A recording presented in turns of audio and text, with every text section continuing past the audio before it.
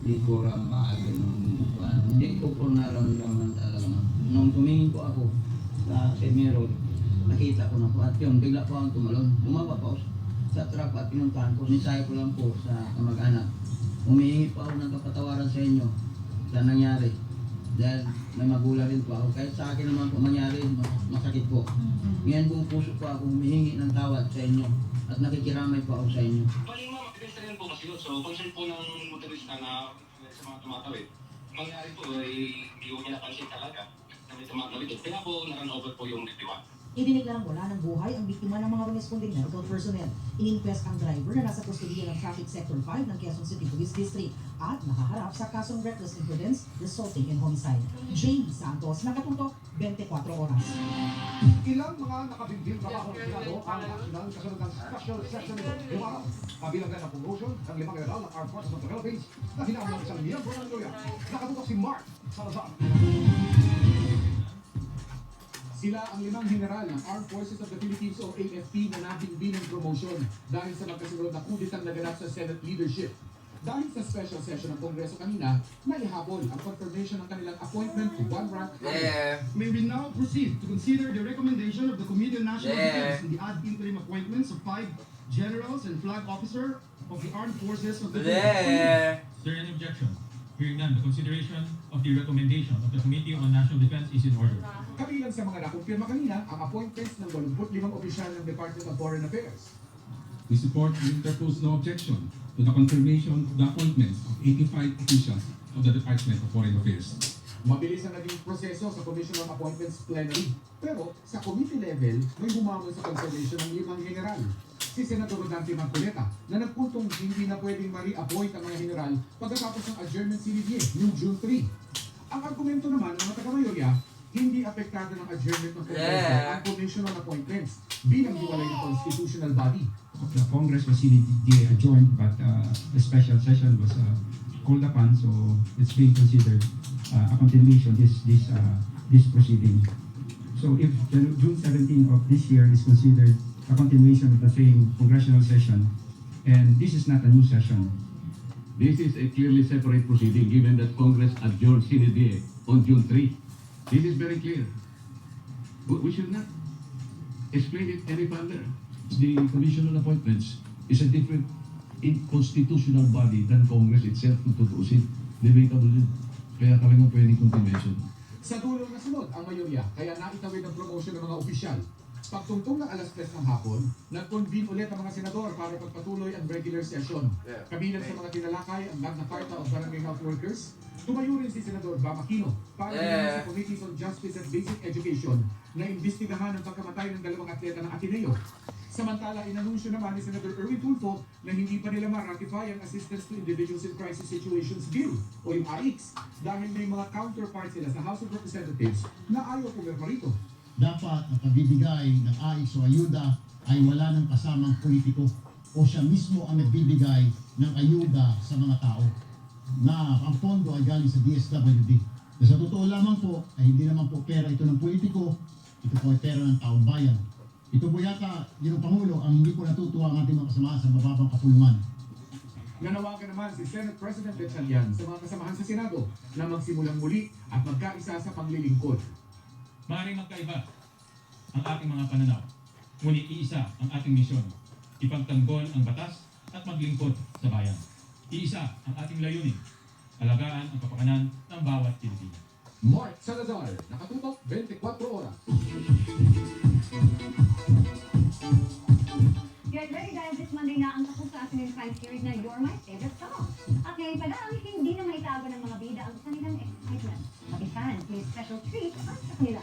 Makichika kay Nelson Ganda. Pagkatapos lang sa boots. From acting challenges sa loob ng bahay ni Kuya, totohanang mga eksena na ngayon ang ginagawa ng mga bida sa series na You're My Favorite Song. Very warm and personal.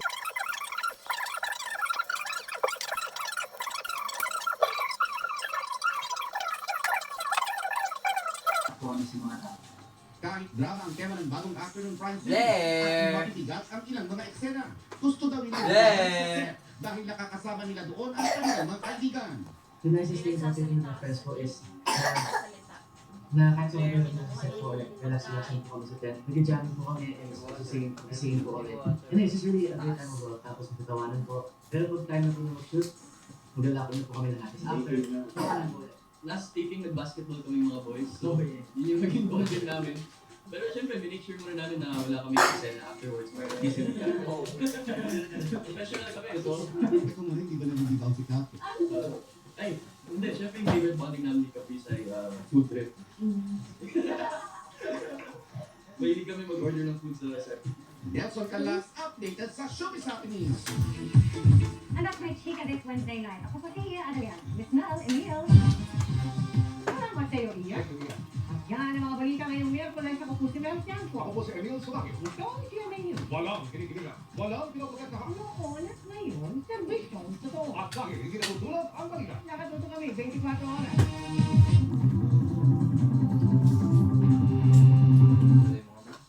Still paying fees to transfer money? Skip the fee and get 50 free monthly transfers with InstaPay and PesoNet on the Maribank app.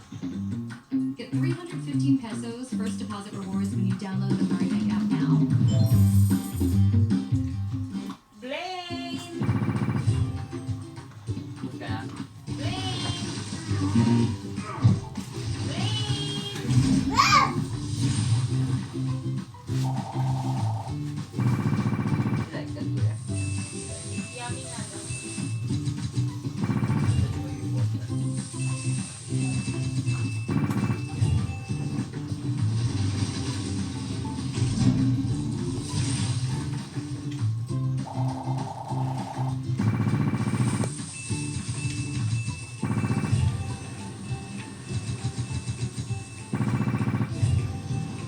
Galing ko nilaga. Parang hindi ko mag-guard.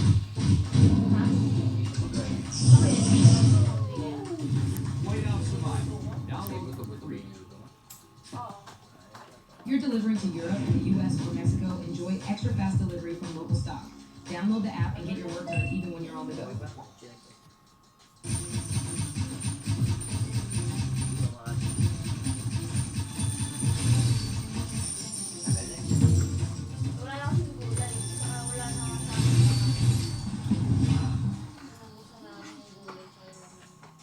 Kinakabahan po kami kasi ang daming bata na alam niyo po yung mga typical na maputi, cute, charming. Tapos ako lang talaga yung nag-stand out doon kasi mukha akong tugyot talaga, maasim po. Totoo po, before magsalang sa Grand Finals, may mga bonding kami, pupunta kami Ocean Park ng mga, may naging friends ako doon. Tapos nung parang finals na, nasabihan ako na, we're a princess, you're a monster. Sabi ng girl. Oo, yung issue na yun po. Sobrang ano nila, kasi ako yung top 1 po na sure na gusto nilang tanggalin. Naramdaman mo ba nung na mawawala ka? Opo, kasi andun na po yung ipapalit sa akin, tinitraining na po eh. May practice yung Miss Tony. Ano ang plot twist? Yun ang inaabangan ko. Okay.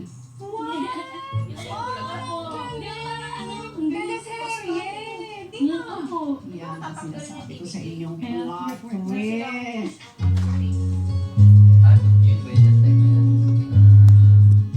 Riza, hello! Hello po. Hello. Si Riza May nga, ang tingin ko in the history, ang pinakabatang nag-headline ng kanyang sariling talk show. Sa television, di ba? Ilan taon ka nung nag-talk show ka? Mag-8 po. Ano yun, pagbabalikan mo, 8 years old, headliner ka na ng sarili mong talk show. Nagigets mo ba yun nung time na yun? Nung time na yun po, hindi ko rin kasi po nararamdaman, hindi nila pinaparamdam sa akin. So feeling ko nag-aalala lang kami. Yun lang po, hindi siya umano sa akin. Ako pala yung pinapabagets na nag-show. So lumaki ka ng Pampanga? Yes po, sa Pampanga. Paano mo i-describe yung childhood sa Pampanga? Typical po ng bata na nasa kalye, nakikipaglaro po sa mga kapitbahay. Kasi dati po naalala ko, meron doon bakante ng lote po. Doon kami lagi nagtatago-taguan ng mga kaibigan ko.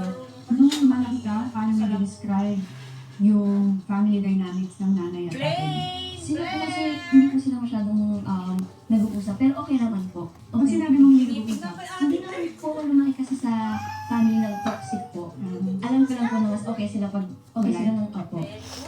Pero hindi po nila pinaramdam sa amin na may away, may gulo. Ano yung sinabi natin? Pangangalawa po. Ito po kami kasi. May ate po, tas ako. Tas dalawang lalaki. Doon sa bago ng asawa Isa po. May isa. Ah, Tatlo po kami sa papa ko. paano ka napasok sa pag-artista at pagsalig sa Little Miss Philippines? Kasi po, pag sa bata ka, lagi ka nanonood ng TV, nakikinig kami sa kapitbahay namin. Tapos nakita ko po na may mga audition po. Pangarap ko talaga na mag-artista. Lagi ko sinasabi, balang araw kayo mapapanood dyan. So, Ano yung gusto mo sa pag-artista? Anong pinapanood mo? wala po talaga. Doon po talaga kami talaga nanonood. So, nung nakita ko na may audition, sinabi ko sa nanay ko na, masama tayo, sali tayo. Mga malay mo, ito na yun. Matupad yung pangarap ko na maging artist. Makapunta po kami ng Bulacan. Ayun.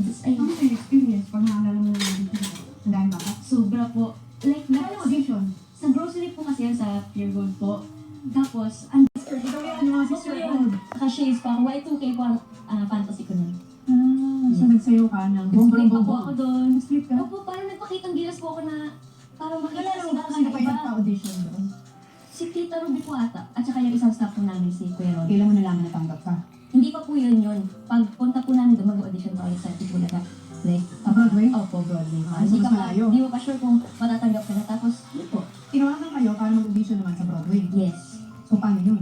Kinakabahan po ako kasi ang daming bata na, alam mo po, yung mga typical na puputi, cute, charming. Tapos ako lang talaga yung nag-stand out doon kasi mukha akong sugyot talaga, maasim po.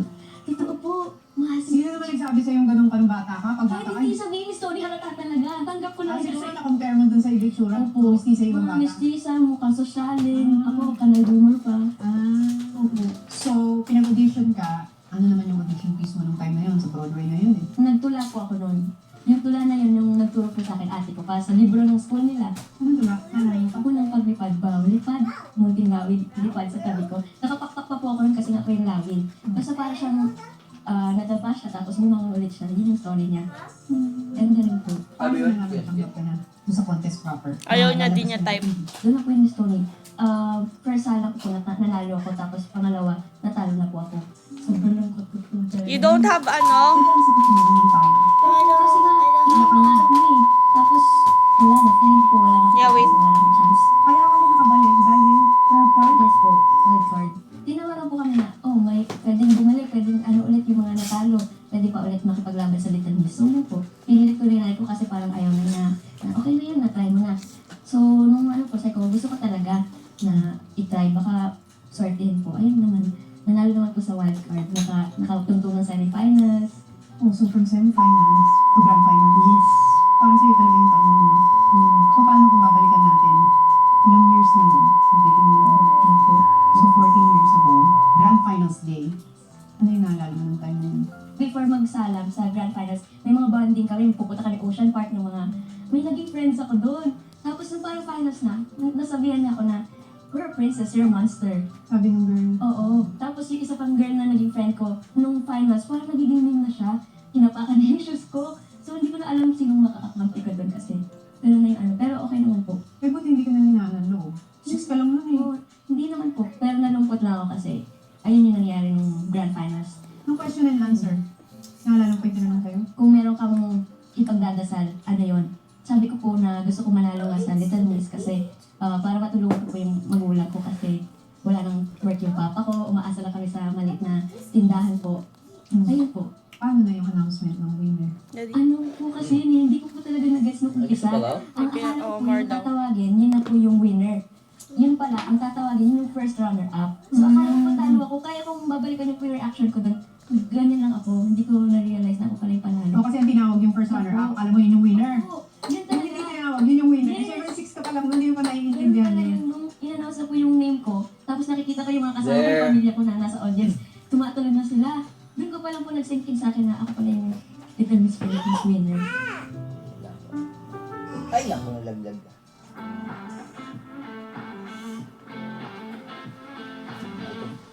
Did you hit me? You go back.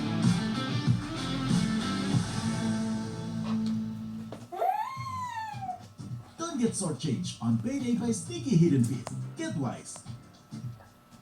Ang dessert mo, San Marino Corn Tuna. Siksik, sarap, at sulit. See? Konti lang ang mantika. Lasap na lasap ang tuna sarap. Switch to San Marino Corn Tuna. I love new dessert.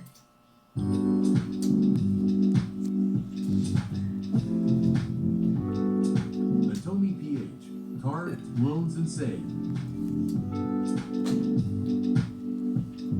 Install and go.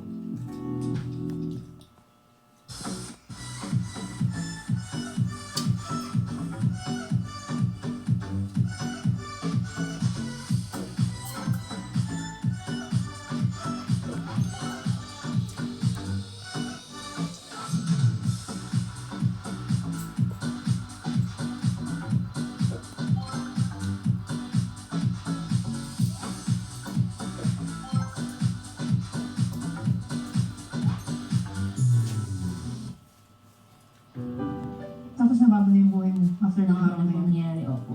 So, pagkapanalo mo ng Little Miss Philippines, naging regular ka ba agad dun sa Itbulaga? Opo, pero hindi po sa lahat ng segment po. Sa One for All po. Ako yung nagdadala ng number kay Bossing, doon po ako nabibigyan ng moment. Tapos kailan na yung sinabi na magiging regular ka? Bigla na lang akong binigyan ng mic ni Bossing, tsaka yung dito po na mic. Kasi, opo. Tapos sabi, meron ka ng meron ka ng resume show. Oo, naaalala ko yun, nagka-talk show ka. Paano yun, nag-host ka ng sarili mong talk show? At 6 years old, 7 years old? 7. At 7? O yun. Ano kasi po sa Itbulaga, hindi talaga nila paparamdam sa yung working ka. Parang sa akin po laro-laro lang kasi ganun, may mga barkada ako, may mga friends pa rin ako, pero mga matatanda na sila. Hindi ko ka-age. Pero nung resume show, grabe rin yung support at guide nila po sa akin. Kaya na-achieve naman po yung Meron ka bang guest na in-interview mo na naman pa? First episode pa lang po, ang guest namin si Tita Susan Roses. Sa FTG studio pa po. Kaya talagang kinakabuhan talaga lahat ng host. Susan, Queen of Philippine Cinema agad. Grabe. Pero nagawa naman po kasi sobrang bait din niya sa akin at sobrang alalay, nararamdaman ko rin yung alalay niya at ng mga staff po. Sino pa aside from Susan Roses? Sino pa hindi mo malilimutan? Siguro yung episode ni Bossing. Saan naman yun sa Bulaga na yun? Sa studio naman po yun. Taping po kasi yun. Hindi ko nakakaiyak may story, nakakahiya po kasi nangyari sa... Bakit?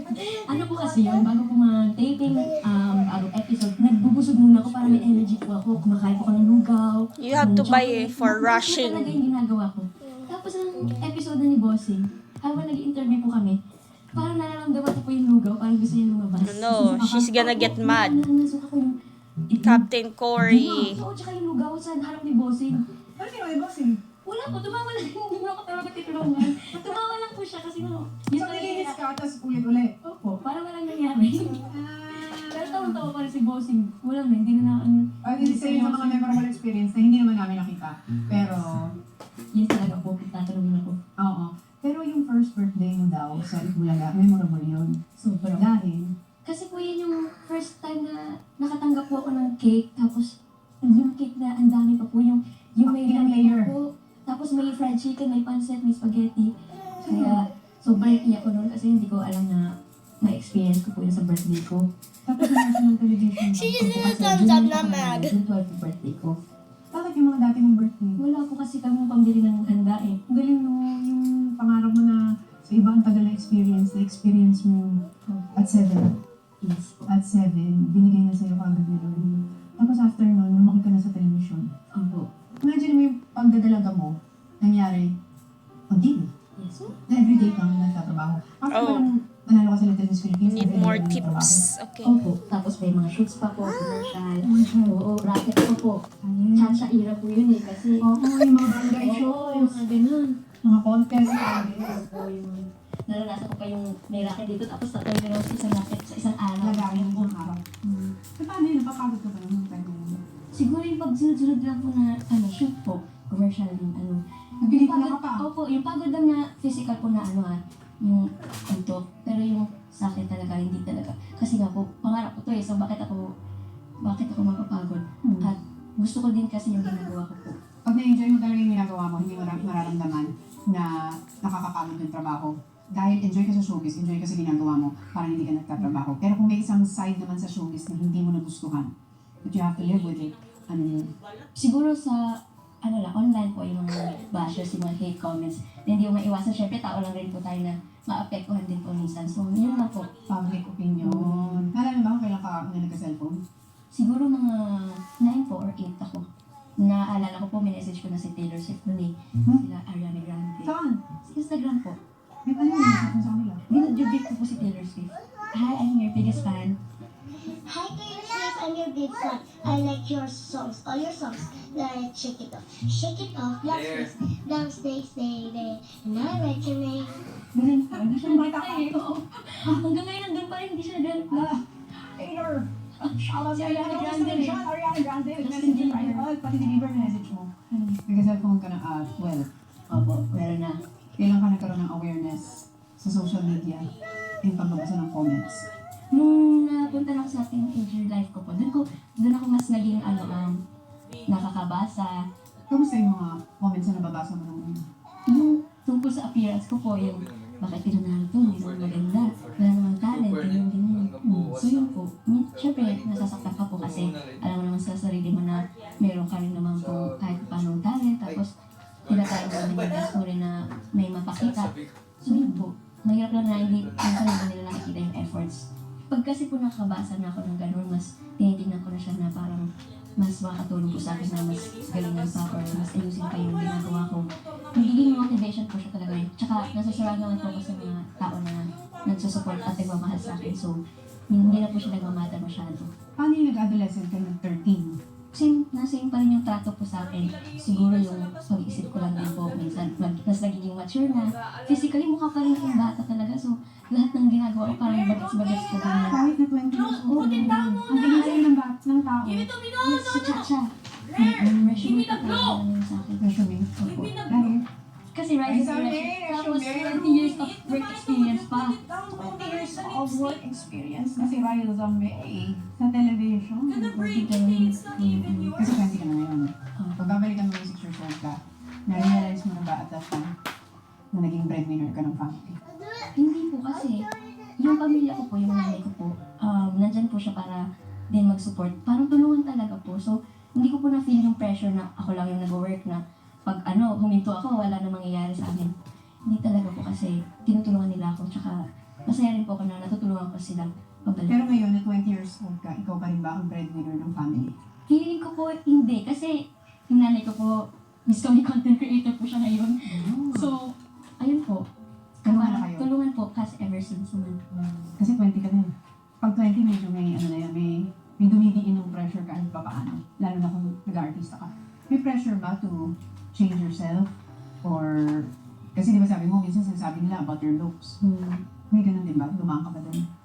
Hindi naman po kasi nga marami pong nakaalalay sa akin na okay lang yan, ganyan. Mga nag-uplift po ng pag may mga nababasa ko, nandyan sila para pag-aanin yung loob ko, pakiramdam at i-assure ako na wala naman pong dapat Kasi pag tatanungin na nila, ano na yung next for Riza May?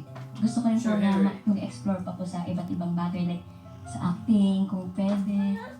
Sa singing kasi hindi talaga nila inaano yung singing. Parang hindi sa singing. Siguro acting. At maging mas okay, mas umayos pa po sa ginagawa ko ngayon na hosting po. I like it as looks. naman. Kaya lang po hindi ko nag-guess sa Riza Mission. Kasi nga nakakontrata ako sa ABS yung time na yun Pero ako naman, tuwa para sa'yo. Yung time na yun, sabi ko, grabe yung pangarap ng mga season na host na ibigay sa kanya at a very young age. Grabe yung blessing na dumating sa buhay. Sobra po, hindi ko in-expect talaga yun. Pero, paano mo i-describe yung transition ng GMA to TV5? Yung issue na yun po, sobrang kasi ako yung top 1 po na sure lang gusto nilang tanggalin yung dati po naming company. May reason daw ba kung bakit ikaw gustong tanggalin? Meron po ang bata na gusto nila ipasok. Ganun po. Grabe yung yun sa akin. Nararamdaman ko talaga yun kasi masakit yun sa'yo? Opo kasi. Sorry. Nung time na yun po kasi, yun na po yung once a week na ako pinapapasok. Tapos sa isang segment, opo, sa isang segment lang po pwede lumabas kasi ngayon yung sabi nila yung instructions po sa kanila. So, nag-aantay lang ako sa sa host room habang sila lahat. Kasi buong segment, iba po, all host yan. Ako lang nandun sa dressing room, nag-aano lang na. Yan po. Nagtanong ka ba nun na, ba't hindi na ako nilalabas? Hindi kasi alam ko naman na po yung nagsalin. Hindi rin naman po kasalanan ng TVJ. Paano mo nalaman yung rason? Sino nagsabi sa'yo? Doon po sa interview po, parang magigets mo na rin na gusto ka na tanggalin. So, ang